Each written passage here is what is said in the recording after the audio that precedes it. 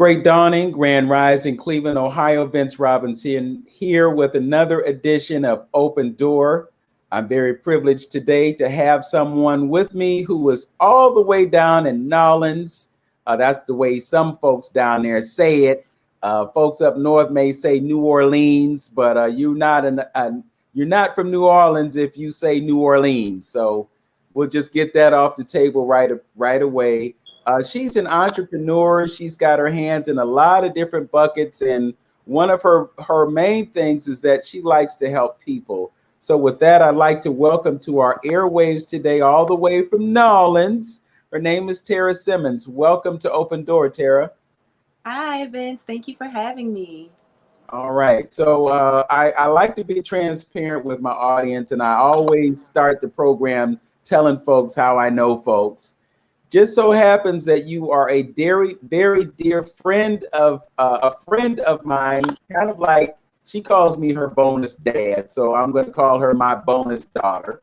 Her name is Imani Capri. She has a couple of shows that have aired on 95.9 WOVU. And as I understand it, she'll be coming back to the airwaves really soon. But we had a conversation about another topic that we're not going to discuss today.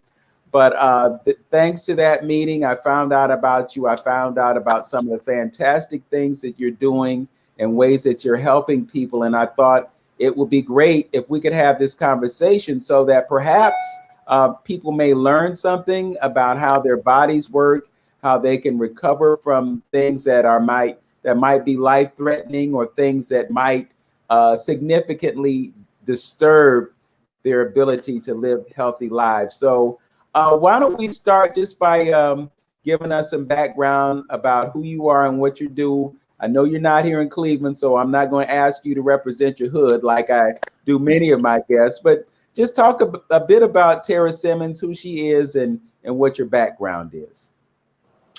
So I am an entrepreneur down here in New Orleans. We don't say ins, we say ins, New Orleans. And basically my journey in as an entrepreneur really started as a kid, but in my adulthood, what really kicked things off for me was actually being diagnosed with HPV. So back around 2012, I was diagnosed with HPV. I had just recently had a baby, and I immediately just thought, I need to get on an alkaline diet. But at that time, there wasn't a lot of, mainstream, or what we call in the healing or health community is mainstream. There wasn't a lot of information like that readily available online. So I had to do a lot of reverse engineering and figuring out this whole alkaline diet thing. Along that time, I did run into people like Dr. Sabi and Dick Gregory. Dick Gregory was definitely one of my favorites. And then a lot of prayer, and I actually put together something that helped me to clear a late stage HPV. So I know a lot of people say that, oh, HPV is nothing, that goes away on its own. Well, the thing is, for a lot of people, it does go away or go dormant on its own. But there is a small number of us, there's a number of us where it will not go away on its own. And unfortunately, I was one of those people. So for me, I started at a moderate stage, and over the years, it progressed to a severe stage of HPV, where I was deemed precancerous towards the end of me having that. They wanted to do a hysterectomy. They wanted to do another LEAP procedure, and it was just too much. So I just really took things into my own hands after seeing many doctors over the years, about 5 years of me having HPV. And what I came up with, I actually prayed. I went into prayer, and I feel like God just downloaded and poured this recipe into me. And so I was like, okay, God, I'm going to go ahead and do this. But if it works, I will post on YouTube about my story, just letting people know what I did to help myself, because I didn't see any other videos online about it. So I post my story about, how I did it. And then so many people just started, hitting me up like, how can I do it too? Does this work for HSV also? And just over the years of just connecting with people through email, we started to really put together processes of how this works with different people who wanted to just try it. So it did help other people. So now 5 years later, we have a kind of a program around helping people through that situation, helping them mentally, helping them to detox their bodies. Now, not everyone is going to be successful. And that's the thing. Not everybody is going to be successful at it. There's so many different things that can happen. It depends on so many different factors. It could depend on your work environment, what type of physical activities you do, your mental state. If you're someone that's going through a lot of personal problems in your life, detoxing may not be the first thing you need to do. The first things we need to do is really to get our spirituality together, to work on our mental states. And that's what I really help my clients, or, the people who come to me now. I help them mostly with their mental state so that they can achieve the things that they're trying to do with their health. Okay. So when you talk about having been exposed to HPV and just, I guess, wrestling with the impact that it was going to have on your body, and then you received this download, you got the information, you were able to work through it and see some success or progress with it. Just for the benefit of the listeners, I want you to explain what HPV is and how it affects people who have it. So HPV is human papillomavirus. A lot of people do mistakenly think that HPV stands for herpes virus, but herpes is HSV, herpes simplex virus. So HPV is simply a skin infection. It's not inside the body. You're not going to find it in your blood. You cannot get a blood test for it because it's on the surface of the skin. It's in the epidermis, and the epidermis is the top layer of skin. It actually infects the keratinocytes, which are the keratin cells. So if you ever see like shampoos or hair products that say keratin care, that's the type of cell that HPV infects. And it's going to be the epithelial cells, which are the barrier cells that line our skin, that lines our organs inside of our body, that protects it from, being invaded by different germs, bacteria, stuff like that. So that's what HPV infects. But sometimes doctors do not articulate it to their clients what exactly is going on with that. So they'll say, oh, it'll just go away on its own, just put this cream on it. But people really need to understand what it is and how it can affect them. So most people don't really get symptoms from HPV unless if they have a low grade or a low risk version of HPV, which produces warts. So there's low risk and there's high risk HPV.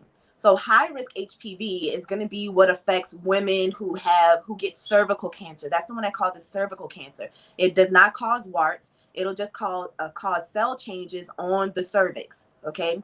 If a woman gets a hysterectomy from having HPV that might have been a later stage, it's very possible, and it happens often, that the HPV will come back later on in life, maybe around menopause usually. Whether the woman is going into menopause in her 40s or her 50s, or maybe she has late menopause in her 60s, that's when it tends to come back. So we want to be really effective in trying to, tackle as much of that as we possibly can so that it's not coming back or showing back up. Now, the low risk version of HPV is what causes warts. You can get warts genitally, you can get warts anywhere on your body. There's people who get warts on their face, and it's very, very, very rare. But you can also get warts or HPV in the mouth or in the throat. But it's so rare that maybe only about 3%, 2 to 3% of people will get that form of HPV. So the way that you tackle something like that, you want to tackle it from the inside out and the outside in. And that's pretty much how we do it. Okay. And how are people exposed to it? How does someone get HPV? So per the CDC's website, now the CDC's website has changed since then because of all the things that's going on in the world now, as far as vaccinations and things like that. So the website has changed a little bit since I first went on to the website to look this up. But I did a lot of my research on the CDC's website. What I did was I went back into the archives. I wanted to see what they were saying about HPV 10 years ago or 20 years ago? What were they calling it? What were the doctors doing, about HPV? And on the website at the time, back in 2016, 2017, it said that HPV is a mostly sexually transmitted disease. Mostly, not always sexually transmitted. I've met women who had been virgins who ended up with a high risk version of HPV. And in those cases, it caused you to wonder, how did someone really get HPV? Another thing is women who recently had a baby. If you're pregnant or you recently had a baby, that is probably the top 2 times where they will catch HPV. Not catch, but they will see that you have HPV or diagnose you with HPV. And that's mainly because your immune system is low at that time, because all of your energy in your body goes towards the baby. So while you're pregnant, everything inside of you, everything that you eat and you put into your body uses that to take care of the baby first, and then you get what's left over. So the mom's immune system is usually a bit weakened. Her iron levels are usually low when she's pregnant, and those things can, lead to the imbalance that's happening vaginally, which can lead to HPV. So the biggest thing that is seen across the board with HPV would be an imbalance in the vaginal pH. So when a woman's immune system is low, she's going through a lot of stress. Her sleeping habits have changed. Her work schedule, work habits have changed. That type of stuff is the recipe for HPV manifesting. That's when it manifests, and we don't really know exactly how you got it. If you may have picked it up years and years ago when you were in college and it just never showed up till now, even though you were getting your pap smears, that's when it's a little bit more mysterious. And all we can just say is that that's caused by the vaginal pH being imbalanced. Okay. Which means that the vaginal pH is too alkaline. HPV manifests when the vagina is too alkaline. Okay, so I know that is different from what people are usually hearing about alkalinity and this, that, and the other, but the woman's vaginal pH needs to be between a 3.5 and a 4.5. So if it's too high, then the HPV will exist. And if you can get that vaginal pH to lower down to the normal range, then that's when you knock it out. Okay. I have a lot of questions, and I'm really glad that you're taking the time to explain how all this works, because I'm sure that there are folks who are listening right now who definitely have questions as well, and hopefully we'll be able to get to the heart of the questions that they might have. You are listening to Open Door right here on 95.9 FM WOVU. It's a Burton Bell Carr community radio station. My name is Vince Robinson. My guest is Tara Simmons, who was dialed in all the way from New Orleans, and we're glad to have her on the show today. She's dropping science, dropping knowledge, and we're going to continue our conversation right after these messages. We'll be right back. Welcome back to Open Door with Vince Robinson. My guest this morning is Tara Simmons. She is an entrepreneur. I don't want to call her a Jill of all trades, but I know she's got her hands in a lot of different buckets. Today, we're talking about her entrepreneurism, but we're also talking about matters of health, and we have been talking about her recovery from HPV. In the previous segment, we talked about the ways that it shows up in folks, and most of the conversation that we've had has been around the female gender. I'm curious about the fact that, perhaps this is something that can afflict men too. Is it something that affects men too? Yes, it does affect men, but at a different rate from women. So what most men will experience would be a low risk version of HPV, which are genital warts. Okay. Genital warts, it can pop up, it can stay there for, a certain amount of time, depending on that person. And then it can seemingly go away. And then at another time when you're stressed out, then it'll pop up maybe in a different area or in the same spot. And then the doctor would normally try to freeze it off, burn it off, and that would pretty much, or they'll use, a cream, and that's your only 3 options for that version of HPV. But men can also get high risk HPV, which leads to penile cancer. It's extremely, extremely rare, but I will tell you that I've met a couple people with that story. One person was, he was a nurse working in the operating room working on a patient who was diagnosed with penile cancer, and he helped with that procedure. And then next thing you know, now he's diagnosed with it, and he thinks that maybe he got contaminated from that surgery. Another person that I met, his doctor told him, "Hey, don't worry about HPV." He told his doctor his girlfriend has HPV, and his doctor said, "Oh, don't worry about HPV. It doesn't really affect men." So he's super concerned. He and I built a friendship over the years, just through email, and we had a few phone conversations, and we just keep up with each other, just kind of share information. And he's actually overseas, so there's different types of testing that they can do for a high risk HPV overseas. So he was getting a penile swab, which is very difficult to find and to get in America. You would probably have to go to New York or California to get a penile swab. But the doctors kept telling him, "Oh no, it's nothing. It's nothing. Yes, your white blood cell count is elevated, but you're fine because HPV doesn't really affect men." No, you need to dig deeper. If you feel like your situation is deeper than what they are saying, then continue to dig, because it was last year in 2021, they finally diagnosed him with penile cancer, which is what he had been telling them for, at least 2 or 3 years. So you really have to, take these things into your own hands if your doctor's not giving you all of the answers that you really need. Okay. And what did he do to address it as it was appearing as a cancer to him? So he's continuing to try to detox. He really needs to come back over into the States because, even with my program, it's really based on things that's here in America. A lot of Native American traditional items that we're using. With my program, we don't use any herbs. It's all foods from the grocery store. It's all natural whole foods. It's not a ton of supplements. There's really only one supplement that, completes nutrition.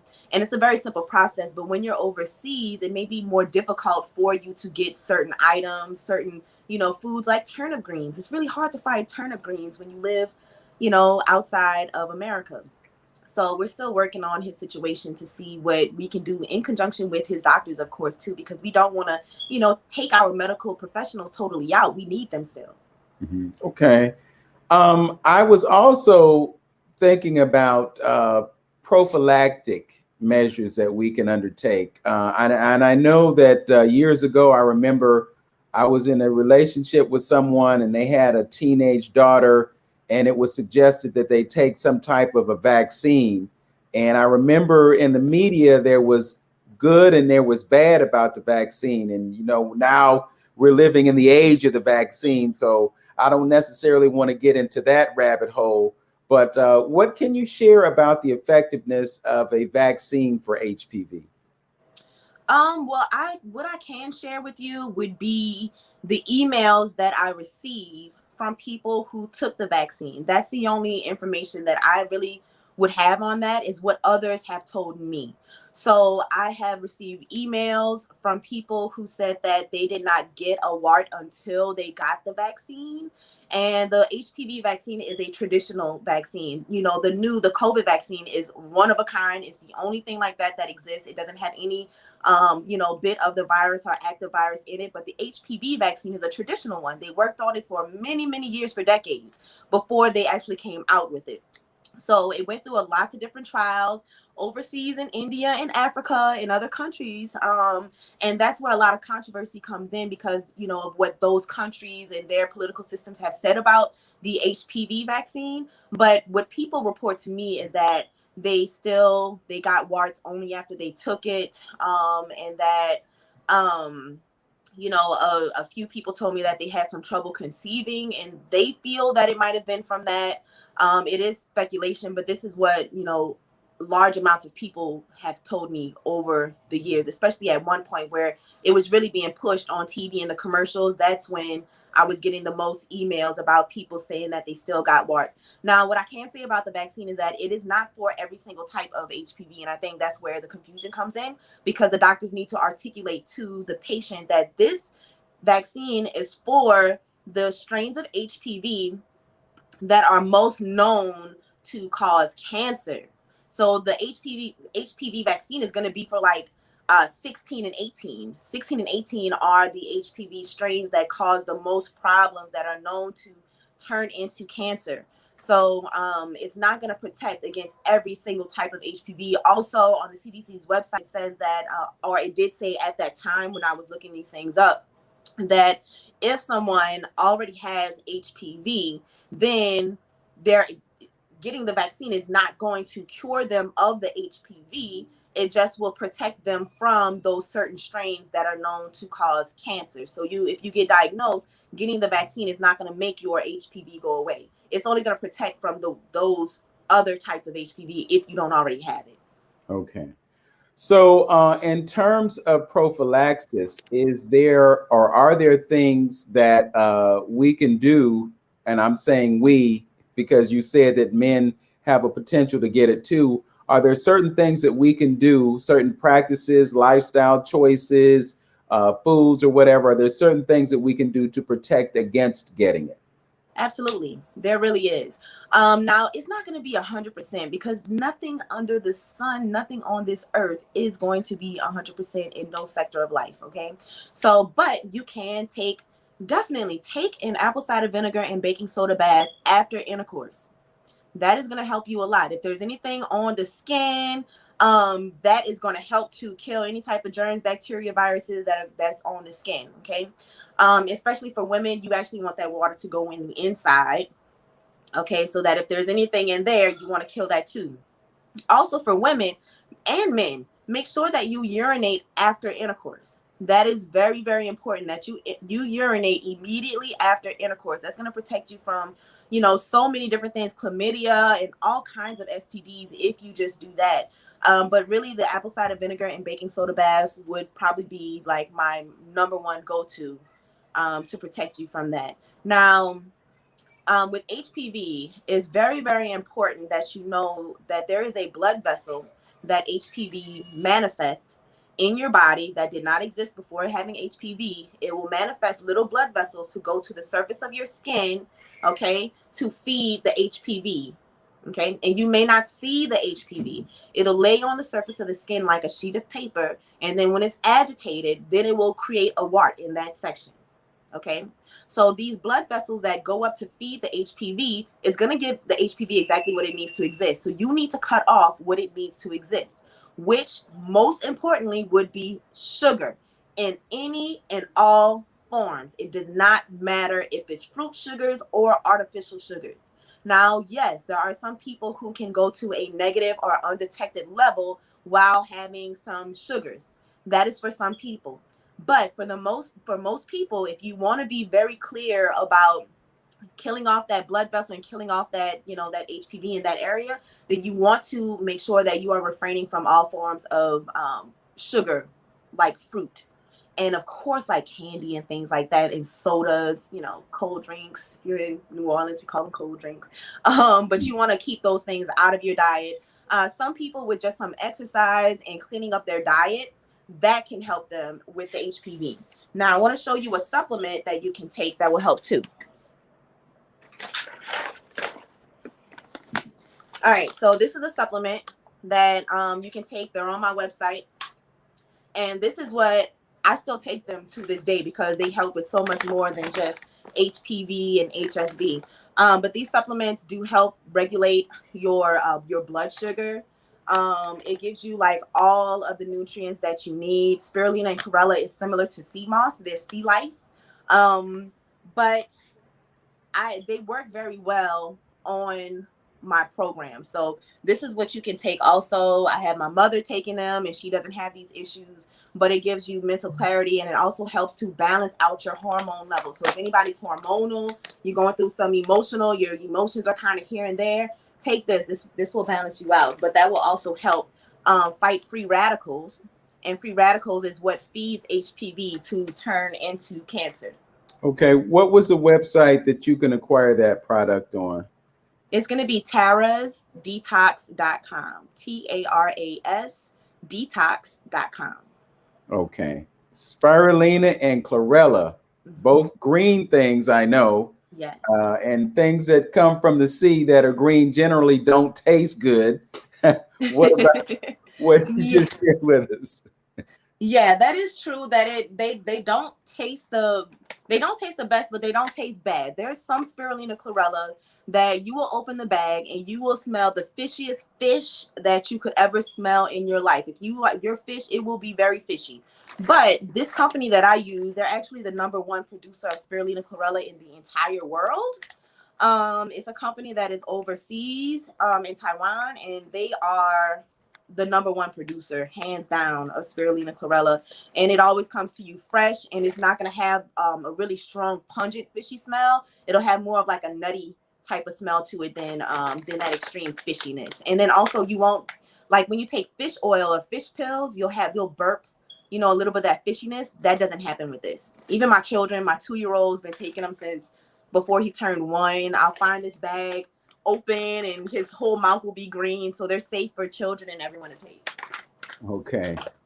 Sounds interesting. You know, I've got some spirulina and chlorella somewhere in my collection of herbs and supplements, but I've kind of stepped away from them. So now perhaps you've given me an impetus to reintegrate them into the lifestyle program. I do know how important it is to get those sea greens in, and you know, the sea moss is something that I also do. I've got some sea mosses waiting for me to soak and get the sand out of it, you know, and get it all cleaned up so I can put it in the blender and let it, as they say, do what it do. We're going to get into the protocol that you have created for this and some of the other things that you're doing to help folks with their healing efforts when we get back. So you're listening to Open Door right here on 95.9 FM WOVU. I'm Vince Robinson. My guest is Tara Simmons, and she's dropping the science on us today, y'all. So hurry back. We'll be right back after this. Welcome back to Open Door with Vince Robinson. My guest this morning is Tara Simmons from New Orleans, Louisiana.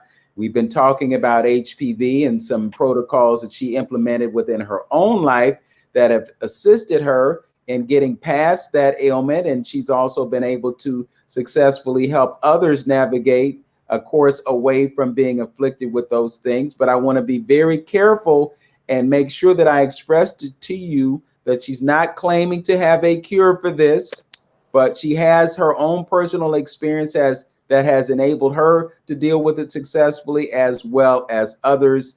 So we've talked about certain things that we should be doing. For instance, you suggested after having intercourse that a man would go ahead and use the bathroom. You also suggested that perhaps you take a bath afterwards and you use baking soda and apple cider vinegar. While we're on that subject, can you give us an idea of the proportions that you would use in the bath water if you were doing baking soda and apple cider vinegar? Yes, so you want to use 5 cups, and these are going to be the cups, the measuring cups that's for cooking. So it's an 8-ounce cup. Okay, so 5 cups of apple cider vinegar without mother. Okay, the regular apple cider vinegar without mother. It's like $5 for a gallon or $4 for a gallon. And then you want to use a 1/2 cup, measuring cup for cooking, of baking soda, Arm & Hammer preferably. And then you want to use a full tub of water. And then for women, a small number of women, those measurements might be a little bit too strong for her. So for a woman who is sensitive, I would use 3 cups of the apple cider vinegar and 1/4 of a cup of baking soda. Okay. You know, it's interesting, Tara, as we have this conversation. You know, you initially talked about this whole idea of alkalinity, and you talked about listening to folks like Dr. Sabi, and I think yesterday you mentioned Dr. Layla Africa, and everybody's so into this idea of alkalinity, alkalinity, alkalinity, and it's like, well, you got to be totally alkaline and not acidic. But if you use something like apple cider vinegar, from what I understand, it is acidic. And from what you have been sharing with us, there are appropriate aspects of our lives that involve dealing with something that is acidic. Can you talk about the benefit of having acidic aspects of one's lifestyle? So actually, apple cider vinegar is acidic outside the body. Once you ingest apple cider vinegar, it becomes alkaline. So Okay. everything that you test the pH of, if it's acidic, before you ingest it. When you ingest it, it's going to become alkaline. If it's alkaline before you ingest it, it's going to become acidic in the body once you ingest it. So that was one of the things I had to learn along the way, because I was like, okay, I need an alkaline diet, but how do I know if these foods are alkaline? So I'm looking at these lists. These foods are alkaline, but when you ingest it, it undergoes chemical processes that will change it.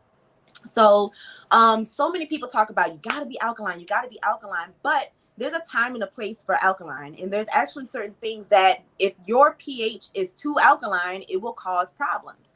For example, soaps. I'll just use your skin as an example. Your skin and your hair is supposed to have a pH of about 5.0 to 5.5. So if you're using a very alkaline shampoo, it is going to dry you out. If you're using a very alkaline soap, it is going to dry you out. That's why your skin is very dry when you just use that Dr. Bronner's, okay, to wash your hair or to wash your skin. You're going to dry out because it's too alkaline for your skin. You're killing off good bacteria also, because that bacteria needs to survive at a certain pH, which would be the 5.0 to 5.5. So that's how that works. Now for the vagina is supposed to be acidic.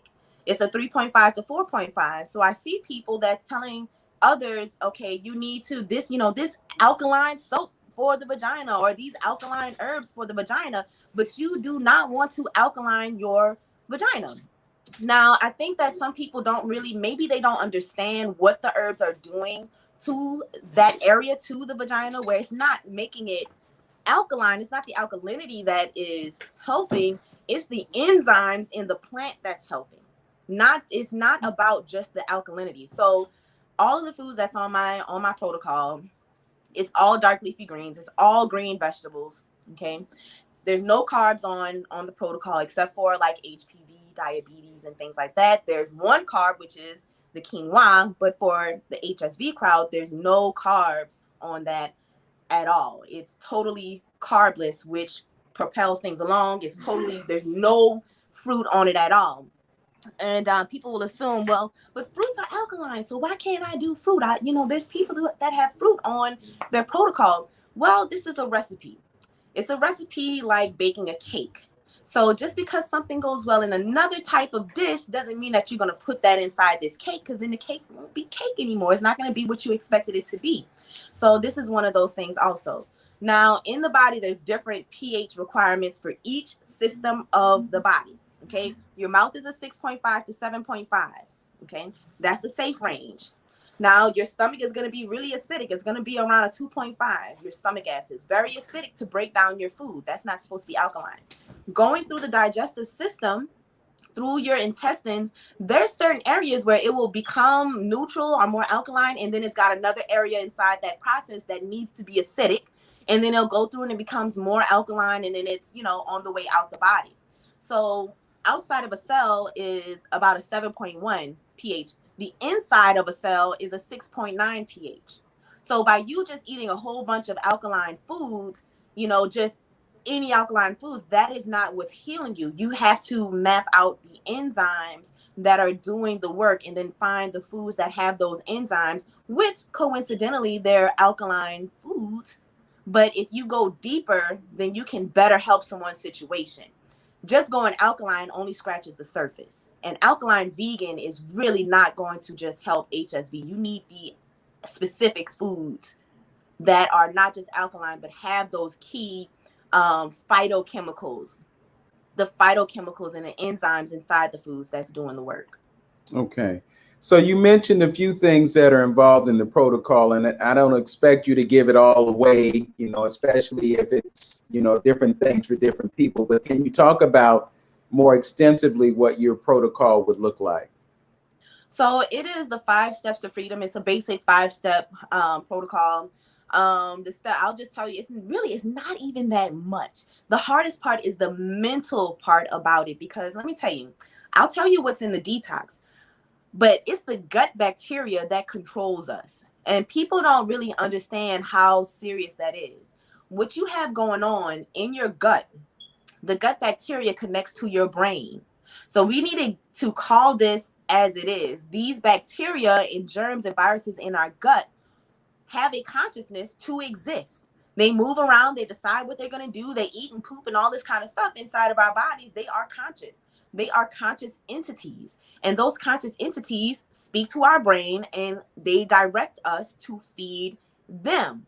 So these bacteria, viruses, and all of this stuff in our gut can control who we decide to hang out with, the type of lifestyle we decide to live, whether or not that's what we really want to do. We start doing things that we should not do or eating things that we should not eat. Like, for instance, someone who picks up a parasite. If you pick up a parasite, I met a girl once where she picked up a parasite traveling outside the country when she was younger.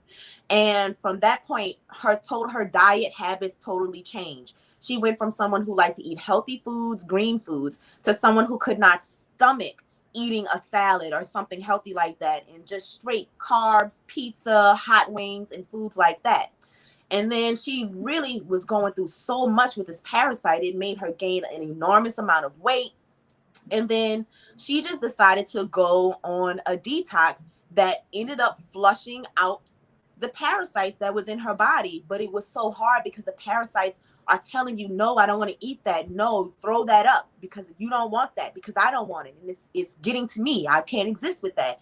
So when you're doing the detox, the hardest part is dealing with the entities in the gut telling your brain, you know, something that you are not trying to do. You are not trying to get off of your protocol. You are not trying to eat all of these sweet foods, you know. And then also the people, you will eventually change the company that you keep while you're on protocol if your company is toxic, because you're going to detox emotions, situations, people, and all of that stuff once you really truly start to really detox. That's really interesting, and you know what you share with people is similar to what I share with them. I tell them about the fact that you got two different brains, and that other brain is that the brain that's in your gut, and they're sending signals to your brain for you to eat certain things because those bacteria and those parasites are craving those things, and that's their way of getting what they want. I also appreciate what you said about sugar in one of the other segments that we have, because sugar, at least from what I've learned about it, is very acidic. And sugar is also something that affects our immune systems in a very negative way. And one of the reasons that people right now in this time of respiratory distress are so weakened in terms of their immune system is because they continue to eat the things that they've eaten all year round. And one of those things is sugar that shows up in so many different forms. I mean, just because you're not adding sugar to a dish doesn't mean that it's not there. If you purchase a loaf of bread, for instance, well, that loaf of bread is going to have a certain level of sugar in it. And it might be called high fructose corn syrup. It might be called evaporated cane juice. It could be called any of a number of things. But when you look at the ingredients on that label and you see that sugar part of it in the first few things, that means that it is predominant. If you look at a can of what you call cold sodas down there, what was it? We call them cold drinks. Cold drinks. Yeah. So when you look at that cold drink, you're not thinking about the fact that there's 14.5 teaspoons of sugar in that drink. So you drink that and it's going to mess with your body for not just the minutes after you drink it and experience the crash. You've also dysfunctionalized white blood cells, the things that come to your rescue when you got issues that threaten your well-being. So it's so important for us to know these things, and it's so important for us to adapt our diets to the things that will be beneficial to us as opposed to the things that are detrimental to us. I always tell people, I say, look, the things that you ingest will do one of two things. They're either going to hurt you or they're going to help you. You get a choice with everything that you put in your body, something that's going to hurt you or something that's going to help you. And we'll always default to that whole notion of, well, everything in moderation, everything in moderation. So you can have moderate amounts of sugar, but if sugar is poisonous, it's not moderately poisonous. Right. It's poisonous, period, point blank. So if moderation is your default, you got some things to consider if you're thinking about trying to be healthy and stay healthy. Tara, this time is just flying by us. You know, we're already ending our third segment and we're about to begin our fourth segment, but I wanted to make sure that I covered some of the things that folks can resort to if they are concerned. And I think reaching out to you might be the best way to get the understanding that best fits them. You're listening to Open Door on 95.9 FM WOVU. I'm Vince Robinson. My guest is Tara Simmons, and she's been giving us the skinny on detoxification and how it can benefit you and perhaps lead to you being able to manage something as severe in your body as HPV or HSV, which she said was herpes simplex virus. Perhaps we'll talk a little bit about that when we return. We'll be right back with more Open Door after this. Welcome back to Open Door with Vince Robinson. My guest this morning is Tara Simmons, and she is an expert. I'm beginning to see quite clearly that she's an expert on detoxification. You know, I go through a detox 4 times a year. I try to make the transitions into each season by doing a detox. So for the solstice, I do kind of a hybrid juice fast. I'll take organic navel oranges and I'll blend them with water and cayenne pepper. And that's my beverage for 4 days. And leading into that, I'm supposed to do a detox, which could consist of an enema. It could be taking that magnesium citrate that will completely empty out your bowels. I'm a little scared of that. I'll be honest with you on that. So I might cheat a little bit and maybe take some Trufalo or eat some prunes or something like that. You know, maybe when I get my big boy pants on, I can venture down the magnesium citrate task, I guess. But just detoxification in general. You know, many of us, we never detox. You know, it's day after day, week after week, month after month, and toxins are being stored in our livers, as well as those toxic substances being present in our gut flora. What can you suggest to people that will, I guess, be an impetus to them to consider doing some type of detoxification on a regular basis? So I will tell you that dark leafy greens are a detoxing food.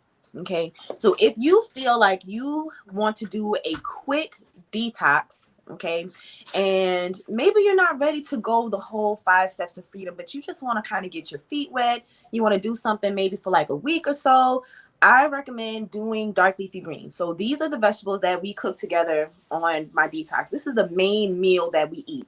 It's going to be spinach, kale, cauliflower, and turnip greens. And you cook them all together in one pot. If it's someone with HSV, you only season with pink Himalayan salt, black pepper, and a little bit of turmeric. If you're anyone else, you can season it very well. Pink salt, black pepper, garlic powder. I like to put fresh garlic cloves. I shave them.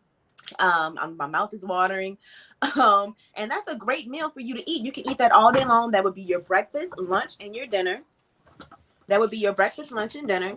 And, it's definitely going to flush toxins. Now, if you get on the full 5 steps, it's possible that you will see parasites in the toilet. You will, for women, they'll see stuff come out of their vagina in the tub. You may see some skin shedding when you take your baths, from down below.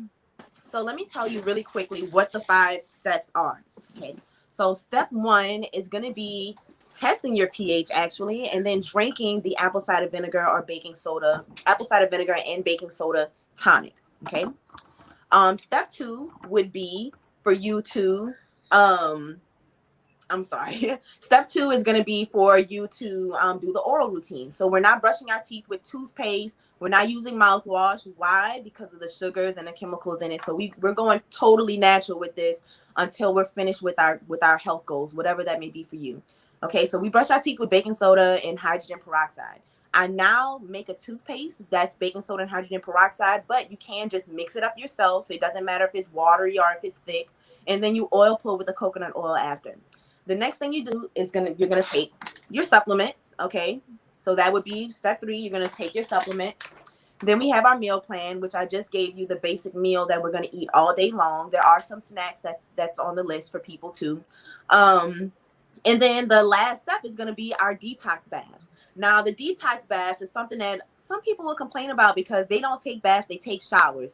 Is it a must that I take the detox baths?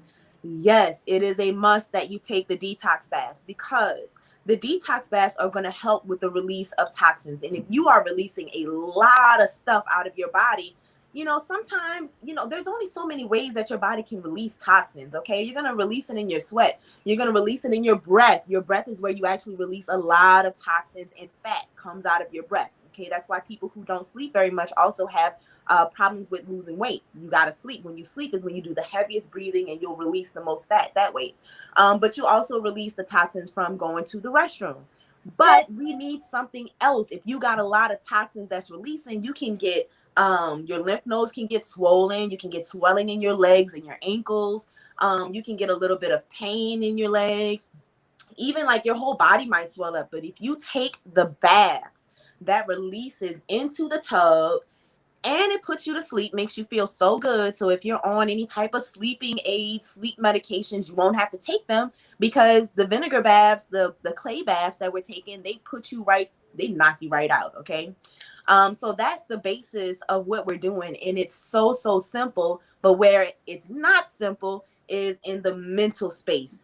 Having your mind agree, your mind and your body agree. Okay, and that's where we have affirmations. I just released a wellness journal and mindset workbook about a week ago.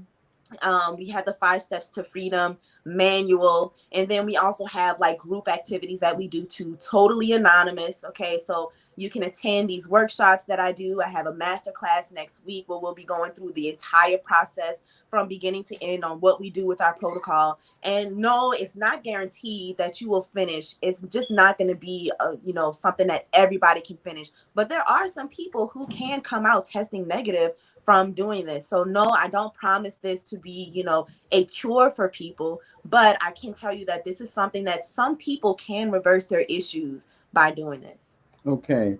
So you mentioned HPV, and you also addressed HSV to a certain extent. Is there something different that you do for HSV versus HPV?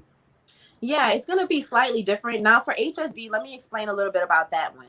So HSV is an infection of the nervous system. So that means that your nerve cells are infected with HSV. It's not that your blood is infected.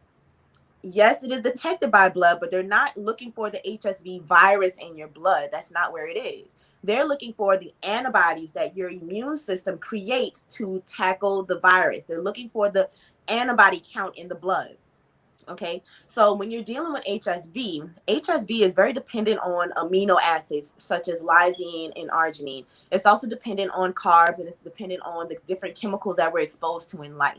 Okay, now if you're just someone who has HSV and you're not trying to detox, not all of these things are going to cause you to get outbreaks, because most people with HSV never get an outbreak, and they won't find out until they're going to do, a routine testing just to see if, let me go and get an STD check. You have to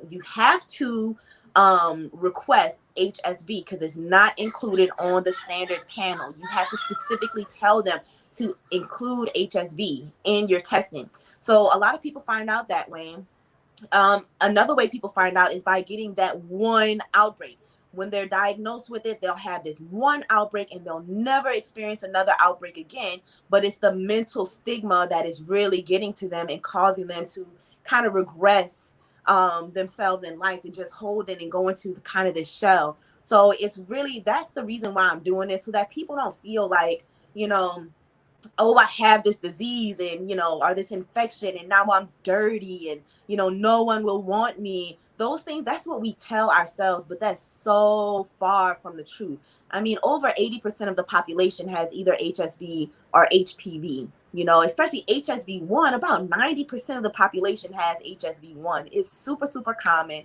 It's usually not transmitted sexually. It's usually just from, maybe a kiss on a cheek for kissing a baby. And then you get this when you're young, maybe in daycare, how kids are like sharing toys, and one slobs on a toy, hands it to the next kid. Now the next kid has it in his mouth. So it's going to be transmitted through saliva mostly when it comes to HSV1. Now you can infect yourself genitally with HSV1 from using your own saliva as lubrication.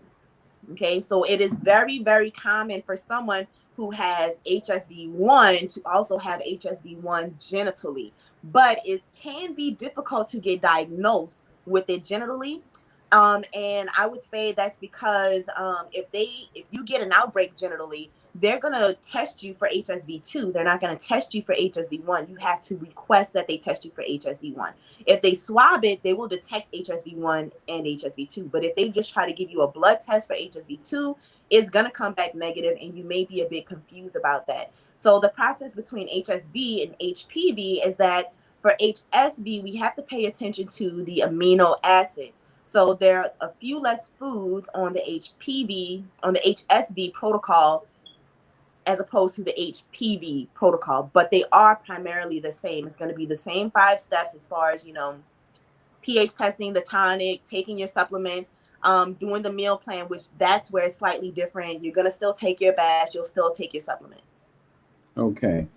We just have a few more minutes before the program concludes, and I want to make sure that before we shut things down, that folks have a way to locate you and locate the products that you have shared with us. So let the listeners know how they can find Tara Simmons online.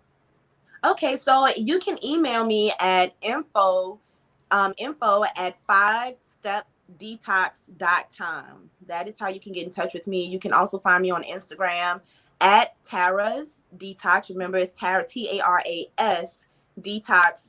And then we are going to be releasing the podcast very, very soon.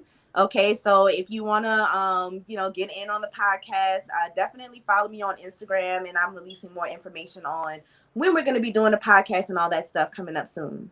Okay, so they can go to Instagram and find you and get access to your program. Yes, my links are in the bio.